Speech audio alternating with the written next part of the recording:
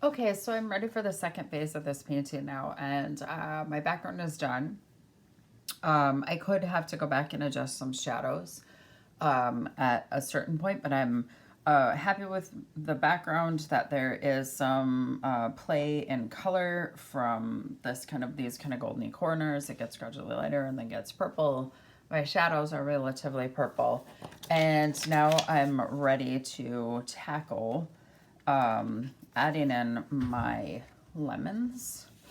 One thing I'm going to make sure that I do is use kind of a purpley shadow color.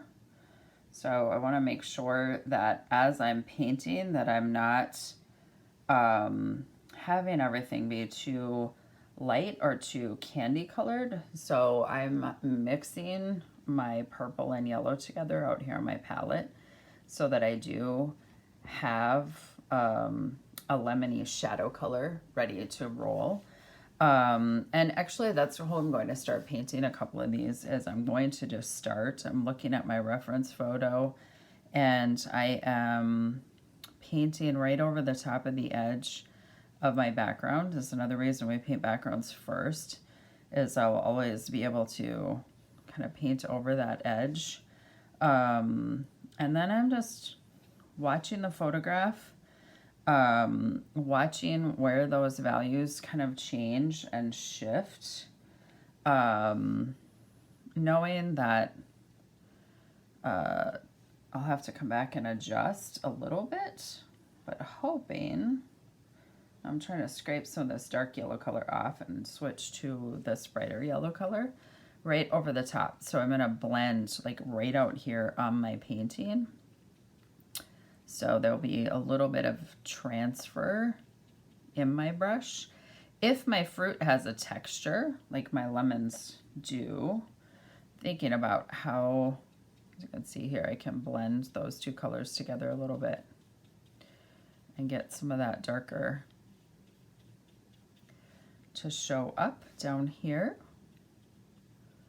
So I'm just sort of utilizing the paint that's in my paintbrush rather than constantly like mixing on my palette and constantly cleaning my paintbrush.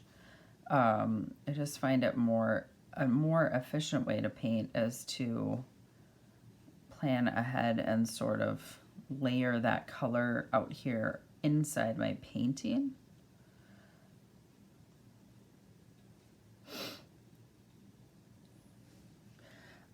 And so I'm also thinking about the shape of the lemon itself. So I'm going to go back and I'm smoothing using some rounded kind of strokes to simulate the surface of the lemon itself. I can then come back with a little bit of my white for that highlight spot.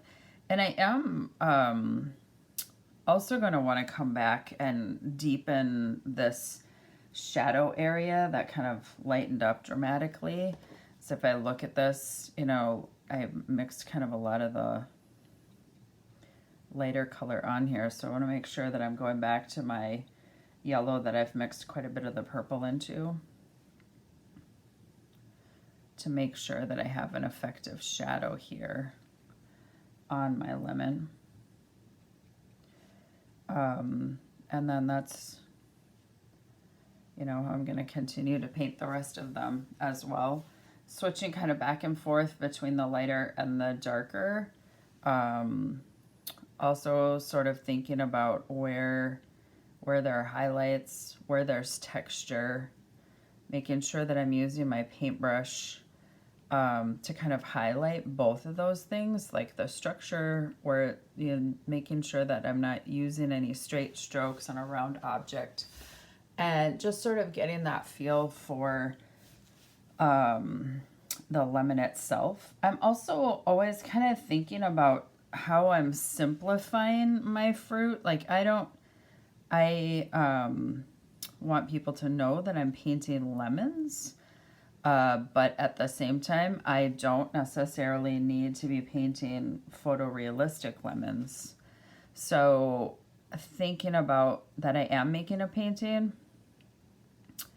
and that it is a-okay if my painting looks like a painting, right? At a certain point, you do have to let the paint look and feel like brushstrokes in a painting.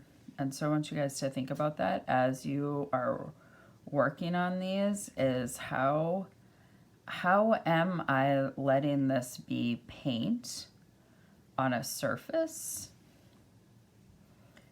and utilizing the ability to leave brushstrokes and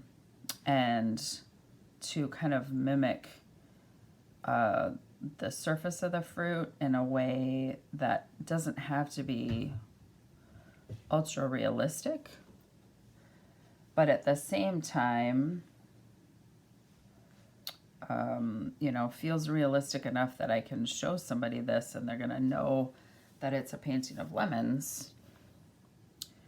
But I've really kind of let my brushstrokes be the star of the show in terms of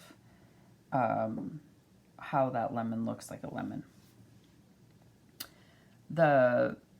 You know, the big thing is always the shadows and making sure that your shadows are in fact dark enough.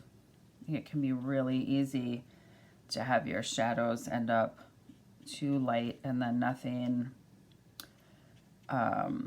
feels three-dimensional, and then the painting will just sort of be disappointing feeling.